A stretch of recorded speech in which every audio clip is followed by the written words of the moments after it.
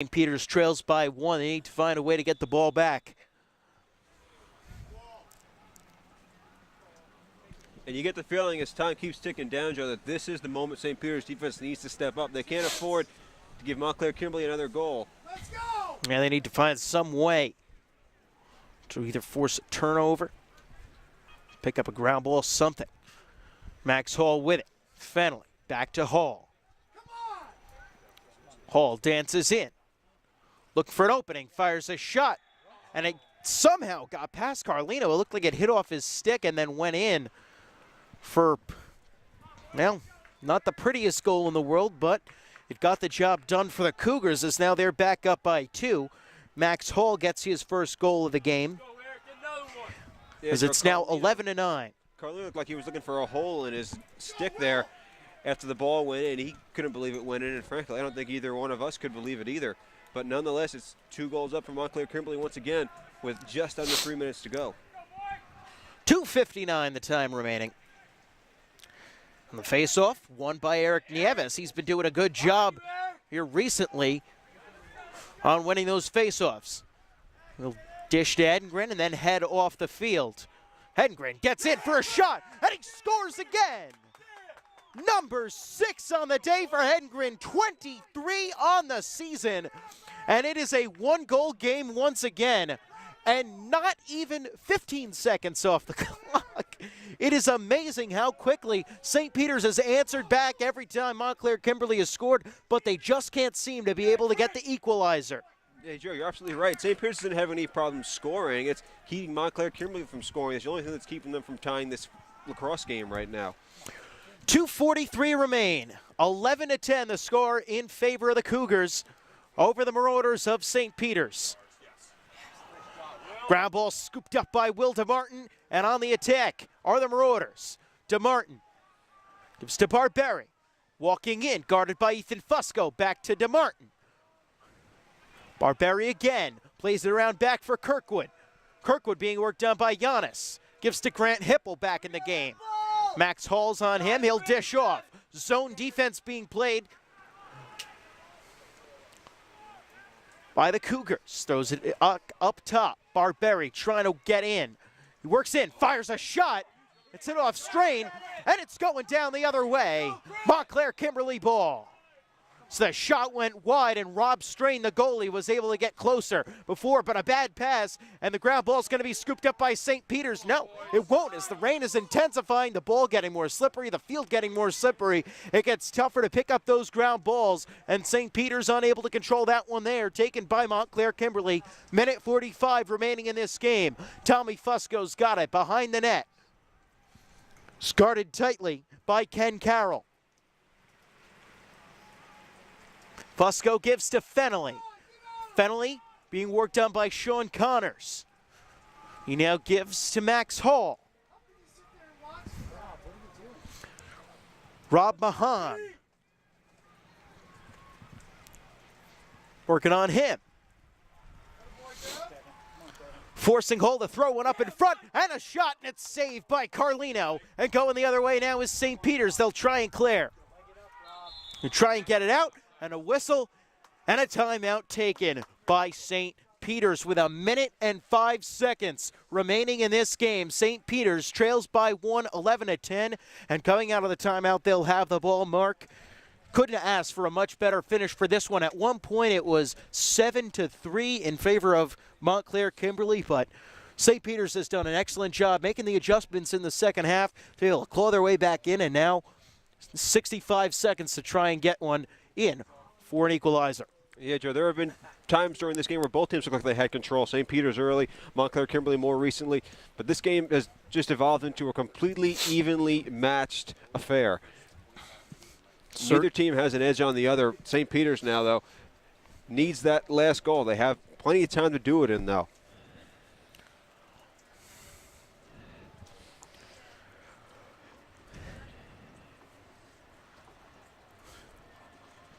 Really could not have asked for a better finish to this one than what we will probably end up seeing here in this last minute. You're not going to find more excitement Most in a lacrosse certainly not. game than you found in this one so far. Well, these two heated rivals met last year in the division final right here at St. Peter's. It was Montclair Kimberly coming away with the victory in that one. Here we go, Grant! Now St. Peter's looking to get a little bit of revenge on them for this one. And what we see has been really, especially in this fourth quarter, a nice offensive battle, just back and forth. First three quarters, it was the game of runs. And now it's just been back and forth action all across the field. It's going to be Will DeMartin as the rain continues to intensify, getting harder and harder to see. Grass getting slipperier and slipperier. DeMartin takes it into the zone. Dances in on Tommy Fusco, gets around him. He dishes off to Edengren with 6 goals already on the game. Can he get a 7th? Thinks about taking a shot. And he ends up dropping the ball, actually, but picking it right back up. Up top, DeMartin goes low, and it's saved by Rob Strain. The clock has not started here on the scoreboard. Have no idea how much time is left. Max Hall with it for St. Peter's. The clock is still not running. I believe a timeout taken by Montclair Kimberly.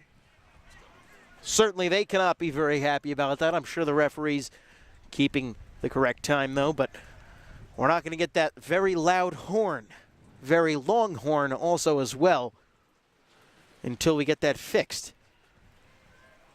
But as far as Mark and myself are concerned, we have no idea how much time is left. You know that Montclair Kimberly has to at least think that they don't have too much time left that they need to kill. They're just going to be playing keep away for these last, I'd say, at least 30 seconds that have to still be left on the clock. Well, I'd have to imagine at least 30 seconds have elapsed since we restarted play.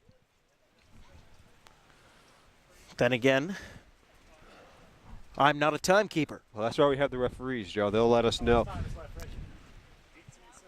They say 18 seconds remain. So I'll get my watch out and call the action at the same time. As soon as we are out of this timeout. It's not a lot of time, Joe, but it's certainly enough time for St. Peter's if they can get the ball, get a steal to go down and follow it into the net quickly. So certainly we've seen them score in less time. Absolutely. The way that they are able to get on those fast break opportunities here in this fourth quarter. They're going to need one more.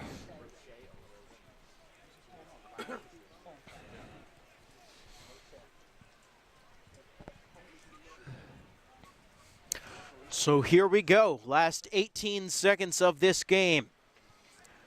Max Hall will have the ball. As soon as the whistle blows, the clock will run.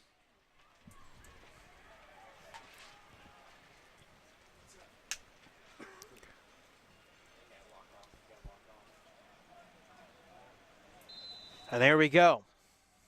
Max Hall with it. 15 seconds remain. He takes it behind the net. Guarded by 2 St. Peter's defenders. Throws one across the field. It's going to be going out of bounds, and it's going to be St. Peter's ball, but there are less than 10 seconds. They're going to have to get it down quickly. Long outlet pass goes over the head of TJ Small. Picked up by Kirkwood. They got to shoot one quickly. It's a ground ball. Hippel's got to get it, and that's going to be the game.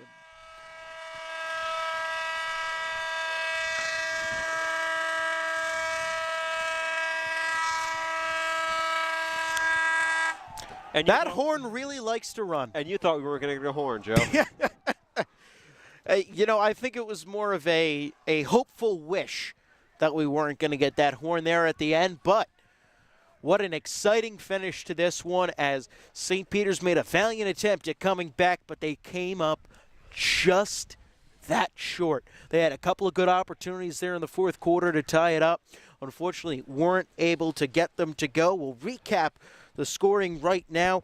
11-10, though, the final score. Montclair Kimberly Cougars move to 4-2 on the season. St. Peter's falls to 1-5 now in 6 games.